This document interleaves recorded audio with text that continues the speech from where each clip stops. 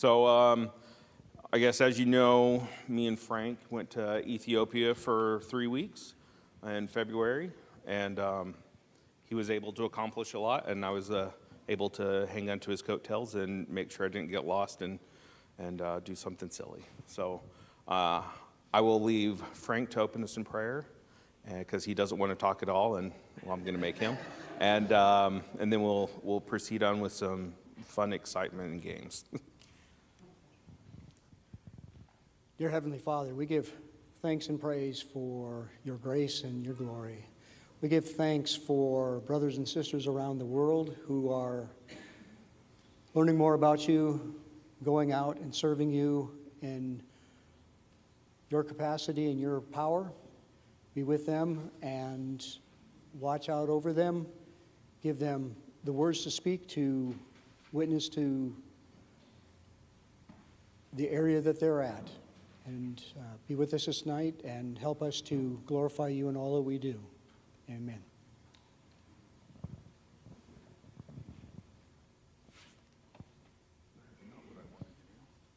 He's the computer guy. Yep. I'm going to have to turn this in a minute.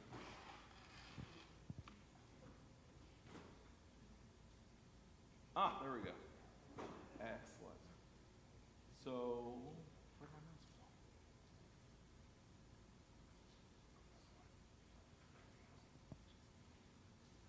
go? All right.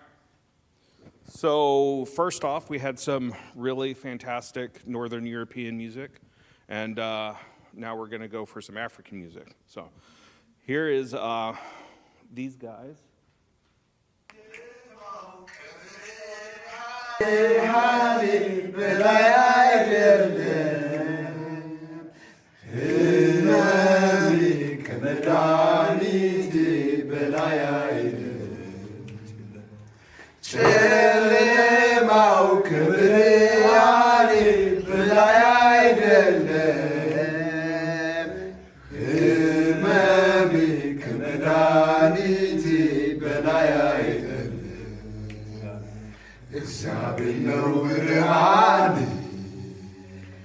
እግዚአብሔር ነው መድኃኒቴ እግዚአብሔር ነው ብርሃኔ እግዚአብሔር ነው መድኃኒቴ ጨለማው ከብርሃኔ በላይ አይደለም ሕመሜ ከመድኃኒቴ በላይ አይደለም ጨለማው ከብርሃኔ በላይ አይደለም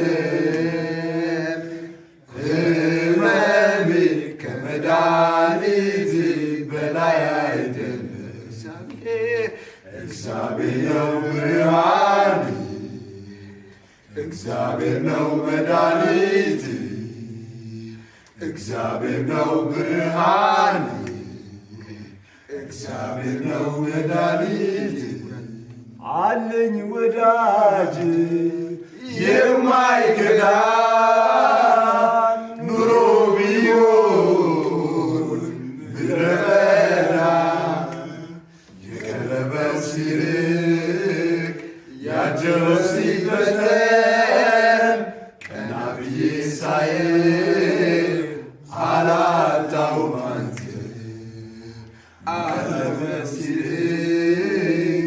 ያጀበው ሲበተን ቀና ብዬ ሳየው አላጣሁም አለኝ ወዳጅ የማይከዳ ኑሮ ቢሆን ምድረ በዳ የቀረበው ሲርቅ ያጀበው ሲበተን ቀና ብዬ ሳየው አላጣሁም አላጣሁም አላጣሁም And when there's tongues, there's interpretation. And now Brent will... Yes. So I will, in fact, interpret some of that, if I can. So, that song is called "King of Light," and I didn't get a word-for-word translation, but could everyone tell there's two complete parts to that song? There's kind of a rift in the middle. The first half of the song is, God is King of Light. He is greater than the darkness. He has overcome the darkness, and nowhere that God's light shines is there ever a shadow. And that is the gist of what the first half of the song is. The second half of the song, the refrain is God of light, King of light, God of salvation, reigning over all. Normal, standard, praise stuff for Christian songs worldwide. The second half of the song is he is greater than all disease. He is the great healer. He has overcome disease. He has overcome famine and hardship, and nowhere that his light reigns will there be any more sadness or pain or suffering or sickness. So that's kind of the culmination of the song. And the reason I had these guys do it is I was preparing for class one day, and three of the gentlemen that were singing right there came up, and they said, "Oh, sorry to bother you. We're just going to do a Bible study." And I was like, "Absolutely, come in here, guys. Do your Bible study. You're not going to bother me one bit." And then they completely bothered me because they said their opening prayer, and then they sang this song, and it was absolutely amazing. I was just like, "Oh." And I just sat there and stared at them and listened to them. So later that afternoon, I asked them if I could record them singing, and they said yes. I also think it's really funny that three of the gentlemen in that video are named Tesfal, and that means blessed or God blessed. So it's a very common Christian name in the Groggy area. But it's super funny that three guys are named Tesfal in that video. So now we'll go ahead and go on. So you can see some beautiful flowers. Ethiopia is a strange land. It is. Ethiopia is absolutely beautiful. The countryside is amazing. You're driving through and you see wide open fields of grains, and you can see mountains off in the distance, and it just looks amazing.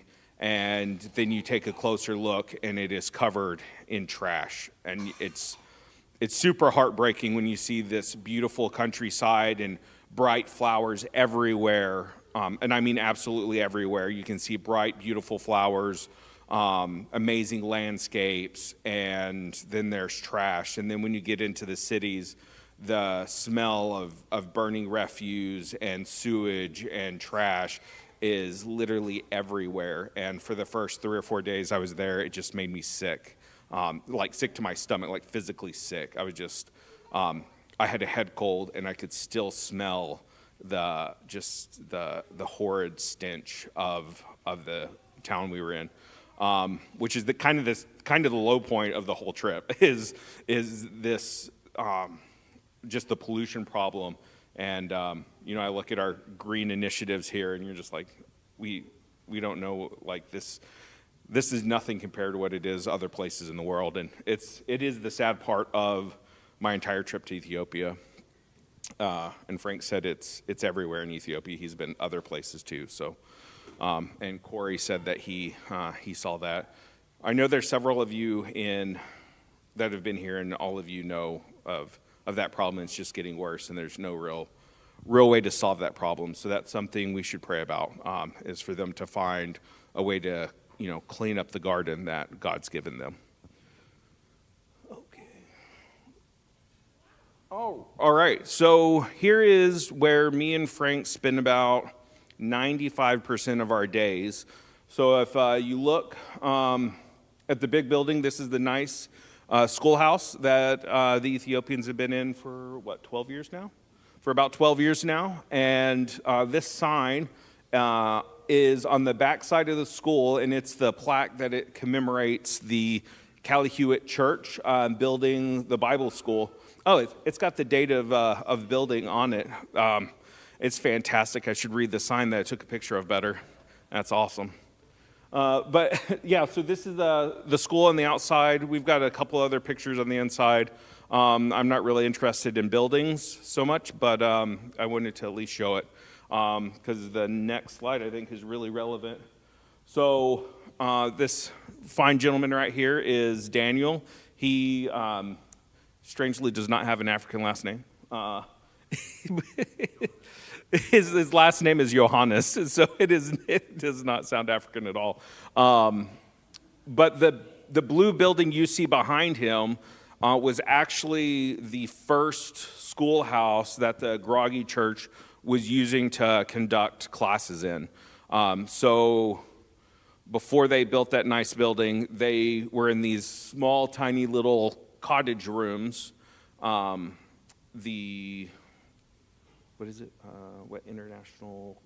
an international mission place that uses these for dormitories for kids now. That's what the building is used for now, and that's what it was designed to be used for. But the college was using it as college classrooms. That building is the original place where Corey and I and Daniel went on the very first time we went over to Ethiopia. So that's where the college originated.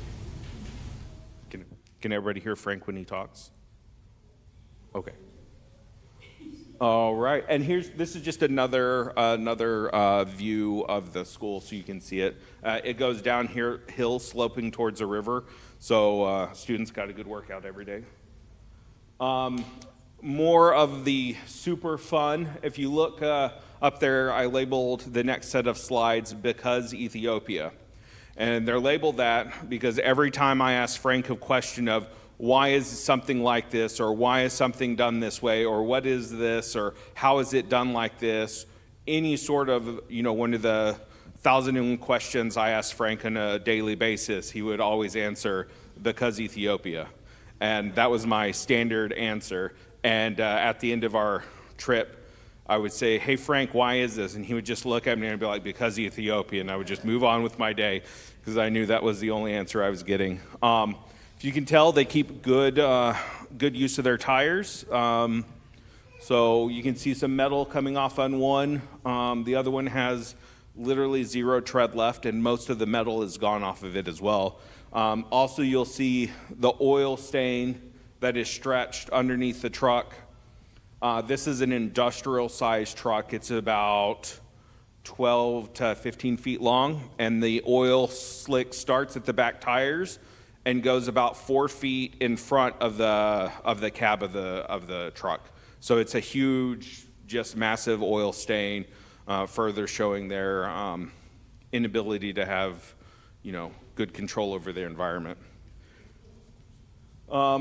This is so. How many people have ever been told not to use a wood stove indoors because carbon monoxide will kill you? That is exactly what we did the first night we were there. This super nice lady who is about 3'7", and I'm not even joking, she's a midget. She was cooking us coffee after dinner, and so we got coffee in Ethiopia, and they cooked it inside of the building and on an open fire. And so it actually tasted really good, but it's a different experience because Ethiopia. And this on the right, this nice car battery you see hooked up to some computer equipment is the Ethiopian battery backup for their computer system. I thought I'd take a picture of that. It's pretty awesome. It also doesn't work because the battery's dead. But, hey, they have it, so good for them. I am missing a slide. They're supposed to show our first. Did I go past it? Let's see. No? Oh. Maybe I put it somewhere else. So I thought I put our first mill up there. I obviously didn't. If you look at this nicely inserted door, that's in the teacher's house. That's where me and Frank and a guy named Joe O'Malley stayed for the 2 weeks. And you can't really see the bottom because it's a little shaded, but there's about a 2-inch gap on the bottom. and about a 2.5-inch gap on the top, and it doesn't actually shut. It just kind of push it ajar and hope it doesn't swing open on you when you're taking a shower using the restroom. So that's the teacher's house, and that's how the entire back side of the building has settled about 5 or 6 inches, and nothing is square in the entire building, but it was actually a very comforting place to come home to at the end of the night to just chill and relax for a little while before you got eaten by mosquitoes and had to listen to songs of prayer from 2 a.m. to 6:30 a.m. And this the dish you see there is me and Frank went to a church in the Inamore region, and they served us cheese and bread because that's a standard American snack, right? Having a little charcuterie board. This is the Ethiopian version of that. You've got some, if you look on the bottom, oh, here I got a laser pointer. This bread right here is made out of the false banana plant. It tastes faintly of banana and a lot like nothing. It also has varying degrees of toughness. Some of them are like crackers, some of them are like paste, some of them are somewhere in between. It is called kocho. For those of you who haven't been there, I see Natalie laughing because I know it's her absolute favorite thing to eat there. And this rolled up crepe, it is a Ethiopian crepe is what it is. It's actually really good if you don't mind something with holes in it that gets your fingers dirty and something that tastes vaguely of vinegar every time you take a bite of it. It is actually a crepe that is made out of the plant teff, and it is fermented, and then they use the batter to make these large crepes. And it's called injera. It's nice. And the substance you see in this dish is spiced cheese. And the first bite of this stuff is off-putting.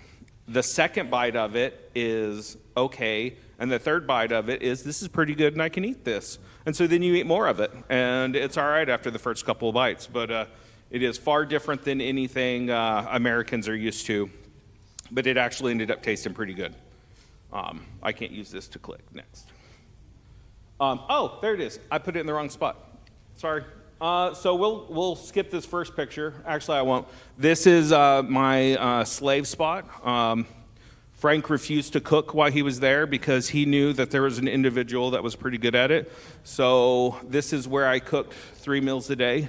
That's a lie. I only cooked 2 meals a day. We had fresh fruits and vegetables every day for lunch, or almost every day. So that was actually good. The avocados over there are amazing, and they taste more like fruit and less like avocados.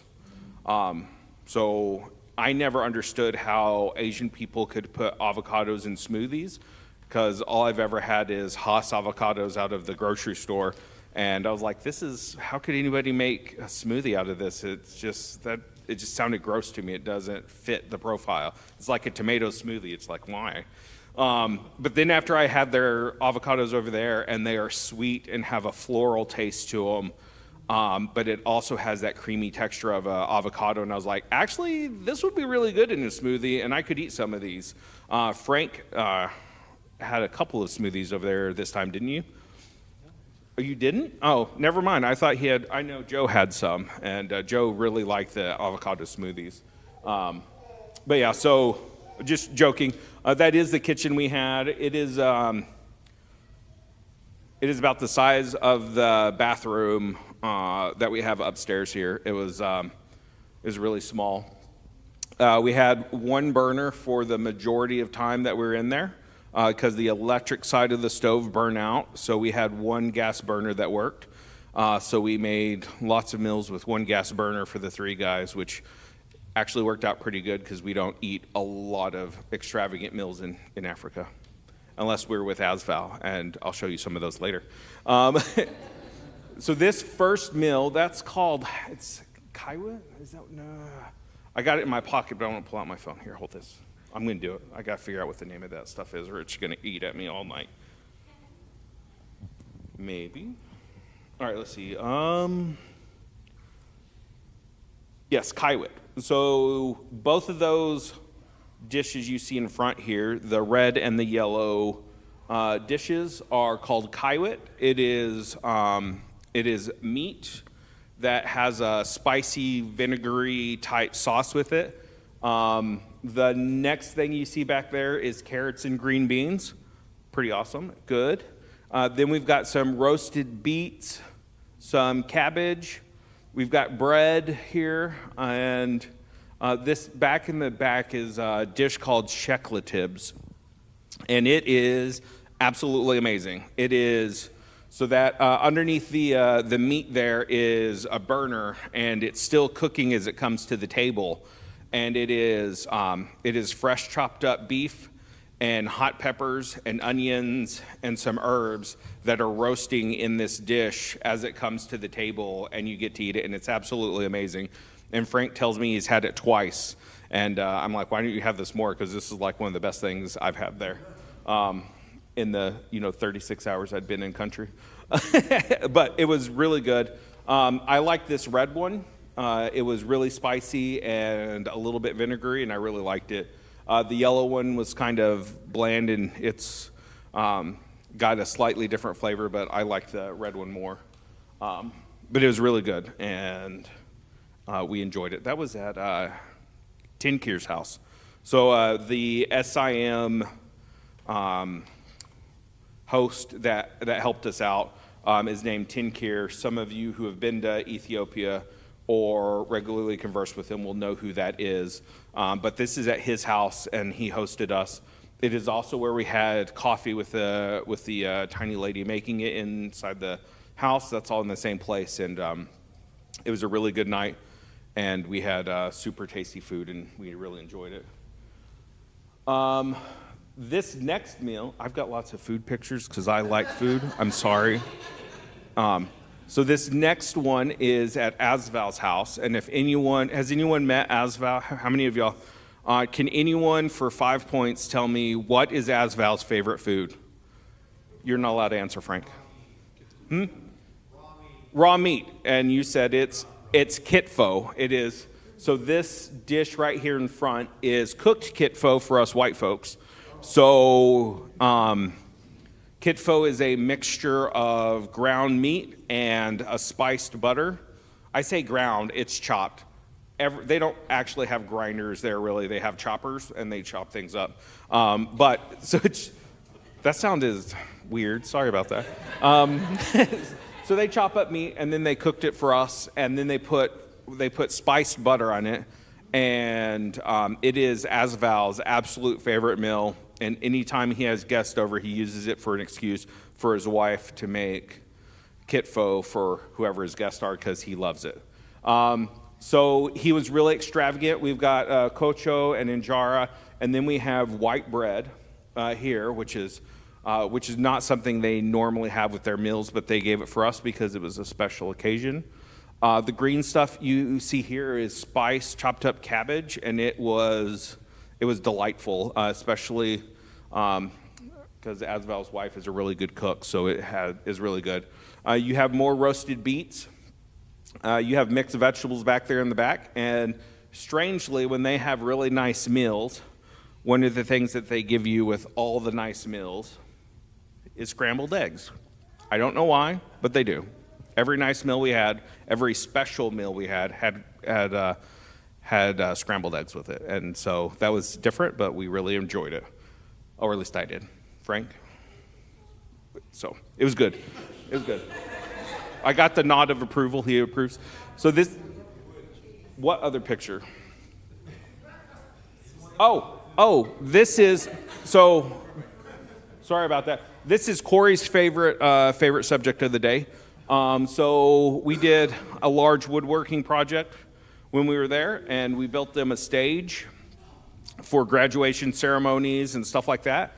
And we special ordered bundles of wood to make the frames for this stage, and all of this super straight, super uniform wood came to us in this bundle, usually with the really, really bad pieces hidden in the middle that were just fall apart and or were not a full board. They were like a quarter of a board, and none of them were straight, none. And so this one on the end is straight, but if you put it next to a line on the floor, it'd be a big bow shape. So it was nice. It was super fun to work with. So it's real fun. And Frank, let me help with that. Here's Asval and his family. Most of you who have gone to Ethiopia have seen his little kids. I don't remember their names. I met them once, but Frank said the little one when he first started, the big one, sorry, when he first started going was about Marcy's size, and now you can see she is actually a young lady and no longer a small teeny child. So they're growing up nicely. They would like prayers to have another kid. They would like to have another kid. So if you could keep them in your prayers for that, they would appreciate it. And fun with Brent. So this next section is about me and my fun times. So this is the first day we were in the country, or the second? Or this Monday? Oh, sorry, this is Monday when we came home after work, and me and Frank weren't feeling very well. It was a little overwhelming. We're about 5,000 feet higher than we're used to being in elevation, and so I came home and I sat down in a chair to relax, and Frank took this picture after my limit switch got switched and I just turned off. So that's me in off mode or power save. So I was there until they woke me up to cook dinner. So that's how I stayed for that afternoon. So here is my two favorite meals in Ethiopia, or my two favorite things that I found in Ethiopia to consume: pizza and this drink called negus. It is a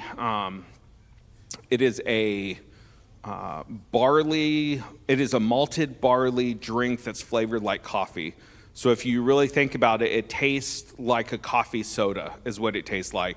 And it's absolutely amazing. And Frank said he's been there for like 13 years and no one ever gave it to him. And I found this and I was like, oh, this is amazing. By the way, if you ever go to Ethiopia on a mission trip, hang out with Musgin because he will take you to all the cool places, unlike Frank.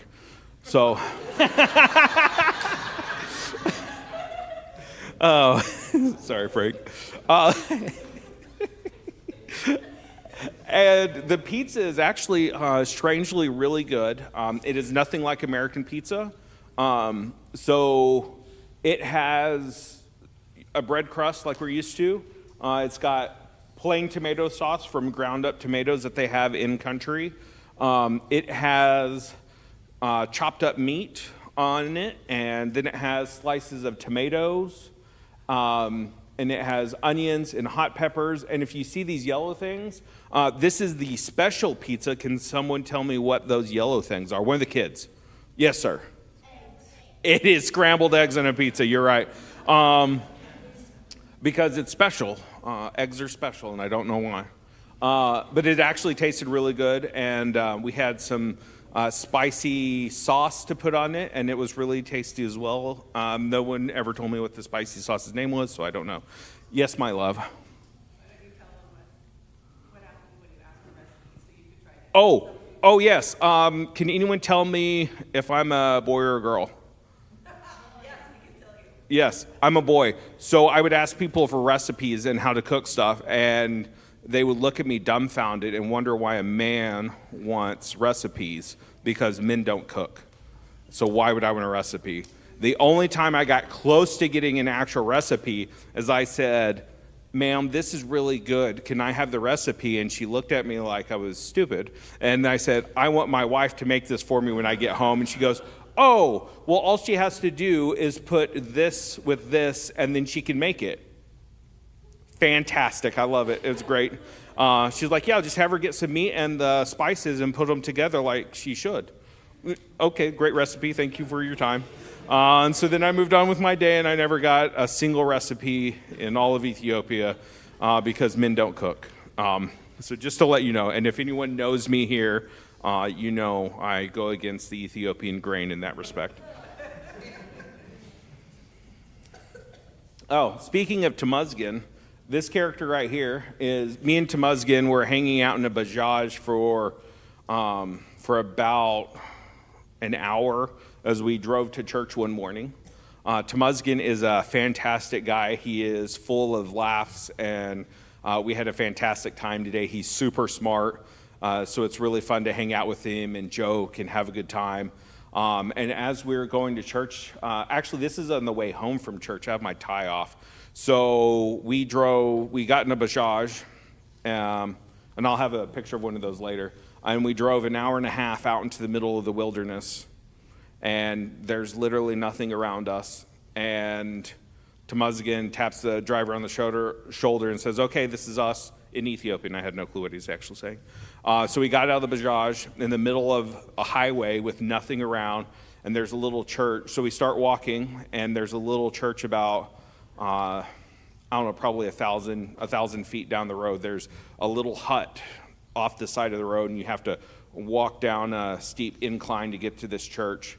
And there's a little church, and it has about 100 people that go to it, and they're migrant farmers come from the surrounding fields, and they come to this church. There's no bathroom, there's no water, there's kind of sort of electricity. An industrial complex across the road has a junction box, and they've got 2 wires that are spliced into their junction box and thrown over the power lines and go across the highway and then drop down to the building so that they can occasionally have power. And they did not have power while we were there. So it is a tiny, tiny church, and they love the Lord, and they have no pastor. They have a missionary that comes in every Sunday and preaches, and he's been preaching there as a missionary for the last 4 years.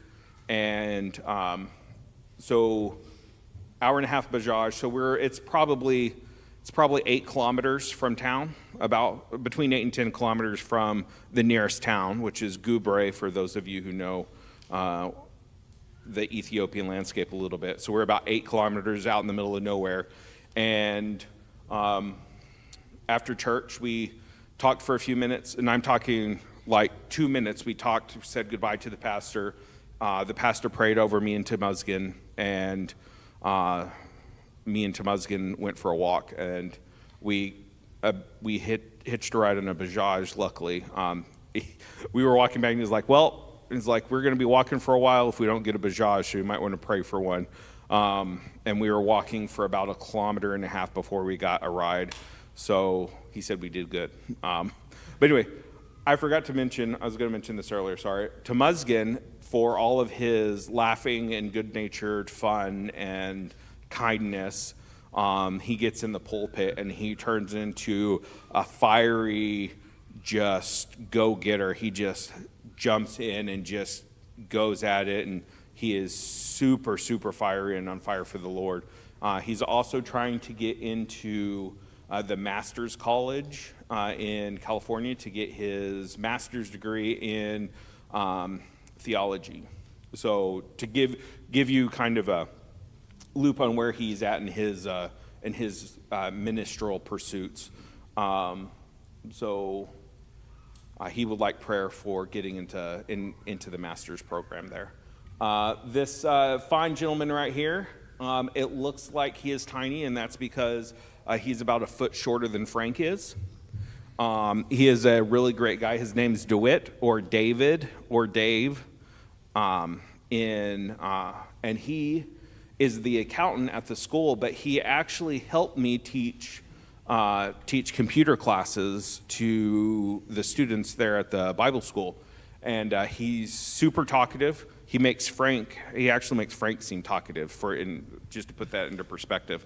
So DeWitt is a super, super quiet guy, he's also a ninja because he will stand there next to you and say stuff to you, and you'll be having a conversation, and you will look away for half a second, and he will be gone. And you're like, what happened? Where'd he go? And I asked, for those of you who don't know, most Ethiopians are not quiet. And so I asked him, is Dave always quiet, or is he just quiet around new people? And they're like, oh no, he's always quiet. And so I had to force him into a conversation one day. And I pinned him down, literally in a corner. I sat next to him. There's benches by the computers, and he was sitting on a bench. And so I pinned him in between the computer desk and myself on a bench with him in between me and the computers. So I pinned him down and forced him into a conversation and found out that he's not married, and he's just kind of chilling through life because he doesn't like to talk to people. And he loves numbers. He is super smart. He taught himself how to operate a computer and how to do spreadsheets and how to do accounting, and he did it all on his own by himself. And then he went to university with only ever being self-taught in any of that, and got his degree and his certification to be an accountant in Ethiopia. And he's also one of 3 guys that has his driver's license, so that's pretty cool. And he likes comedy movies, so Ethiopian comedy is interesting. I'll tell you that. And of course we have Daniel here, and me and Daniel are hanging out, and I was like, I gotta take a picture so I can show Corey and Pastor Dave and Daniel and all the people that have been, and to see I actually was there in Ethiopia with Daniel. Just to give a little context, Asphal was the original general secretary, the person in charge of a lot of the general churches and things like that. He was our main contact the first time. Daniel Johannes is the director of the Bible school, and both of them have been around since the very first time we were there. So that's just a little about who they are. Temuzgan, I've met him 2, 3, 4 trips back, but he is a hoot. He wants me to be a street preacher.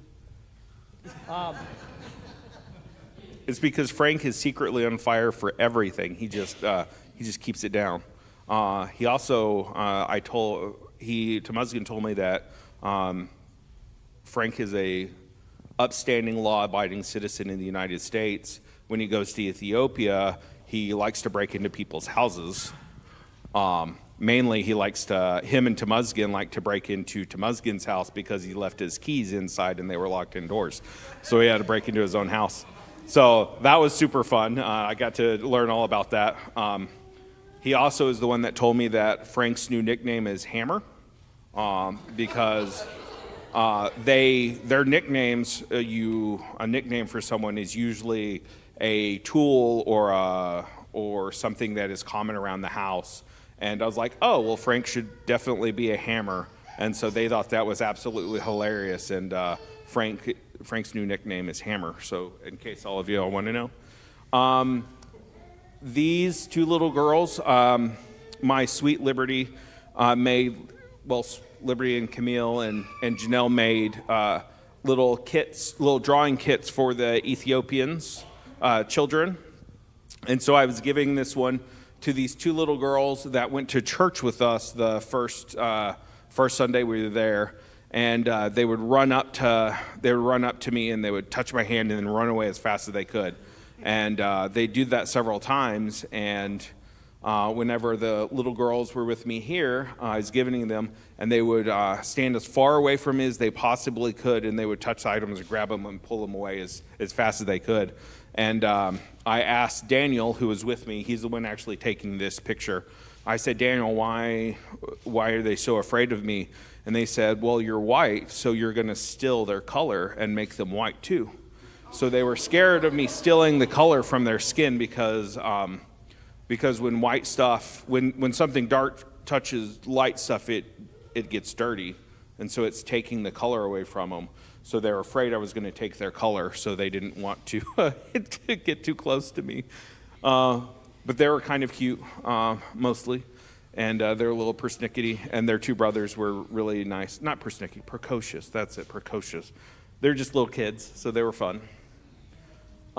Here is my computer class. These are all the students that I taught during my my primary purpose to going to Ethiopia was actually teaching computer classes to the English-speaking students there at the school.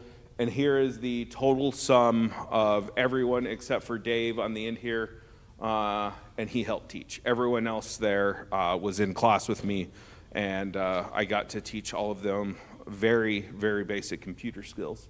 It was super fun for the most part, and there was a little language barrier, and that's why Dave was there to help. It turns out people don't really listen to Dave because he's really quiet. One day, Dave couldn't be there, so Daniel stepped in, and everybody listens to Daniel, and nobody back talks, and nobody talks when Daniel's talking. It's really interesting to see how the kind of switch there. He also is one of the headmasters of the school, so they'd get in real big trouble.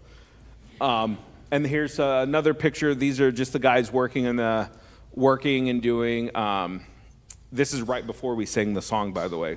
When I gathered the guys to sing the song, they asked to stay and get extra help with the computer stuff because it was difficult for them. So they. Every one of these computers, I was actually surprised. They're all running Windows 10. The newest computer they have here is 10 years old. The oldest computer is 12 years old, and all of them have issues. They also had to buy 6 new mice so we could have class. Just to let you know, there's 8 computers. So just to put it into perspective. But they all did turn on, and we could get past the boot errors and stuff and get them up and running to have class. We're working on getting them new computers, but it's difficult, mainly because there's one computer store, and it's in Addis, and they have to order everything beforehand and then go pick it up in Addis and then bring it back and really hope everything works like it should, because they can't.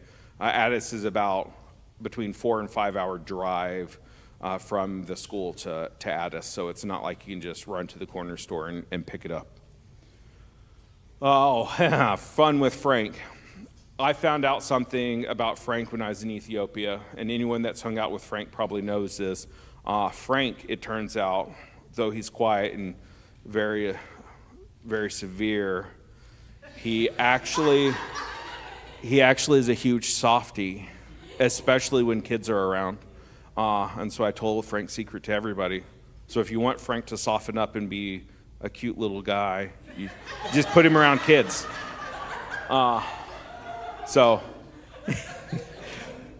This is what you get for letting me talk.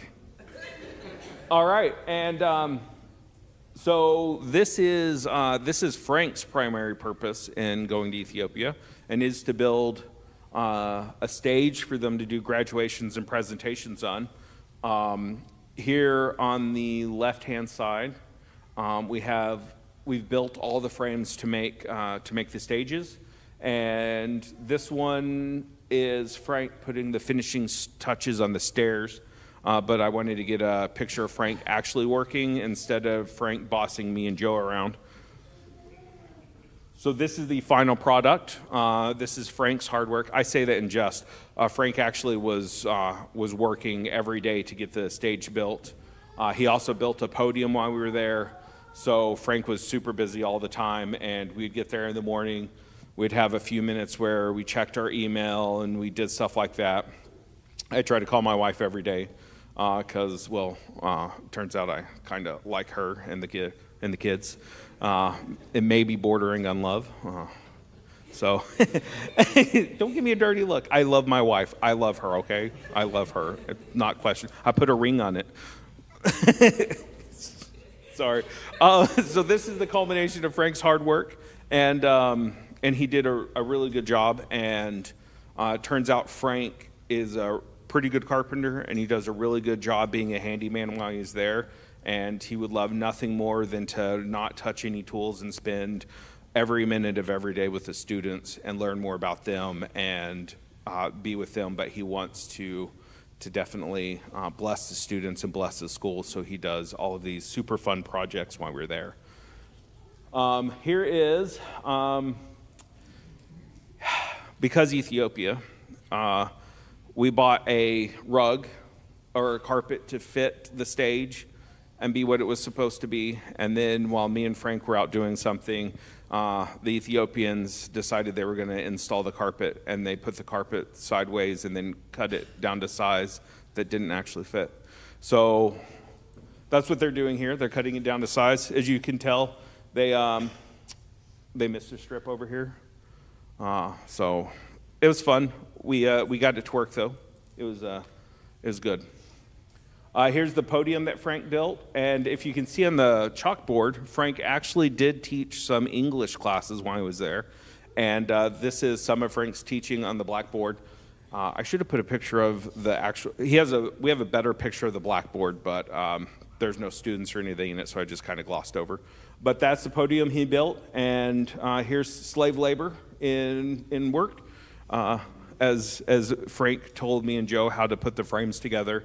And we're putting the frames together right there as Frank is cutting all of the 3/4 inch plywood down to the correct size to make the other parts of the stage. So he's, I think, did you stop working to take this picture? So he stopped working, took this picture of us, and said what great helpers we are. And then he went back to work.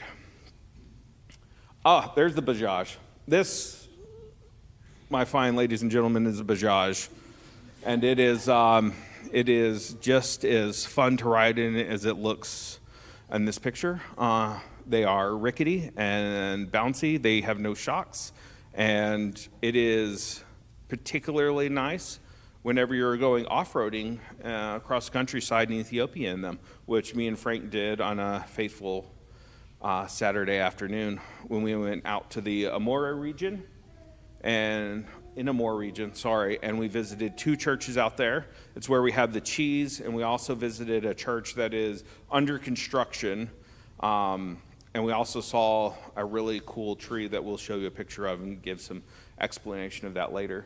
But we rode around in this everywhere except for to and from Addis, and then we got a personal driver to do that since it was such a long trip. But yeah, so those are super fun. I highly recommend you not drive in one. So this church right here that you see is the first church that we went to in the Inamore region. And as you can see, it has a fine wood frame and mud hut construction. They actually have an upgraded tin roof so that no water gets in, which is fantastic. However, light, rain, wind, everything comes through the walls because you can clearly see through the holes in the mud wall. There is plastic sheeting on the floor so that whenever it does start to rain and water kind of trickles through and muddy feet come in, it doesn't mess up the church floor. So they have plastic sheeting to help give a little bit of separation between the mud and people's feet.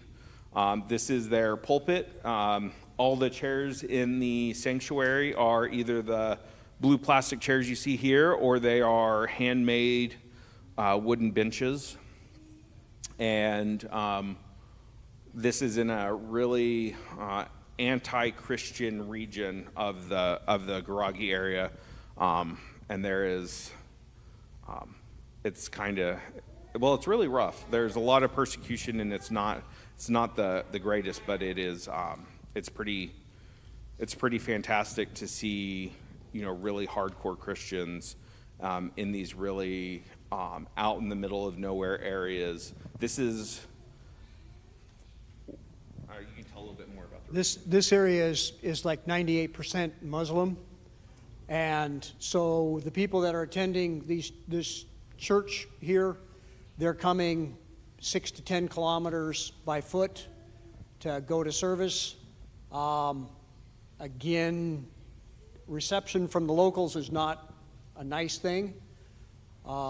so it's a heavy persecution. But what was nice is in any of these places that we would go, we would run into past students of the school that were serving at these churches.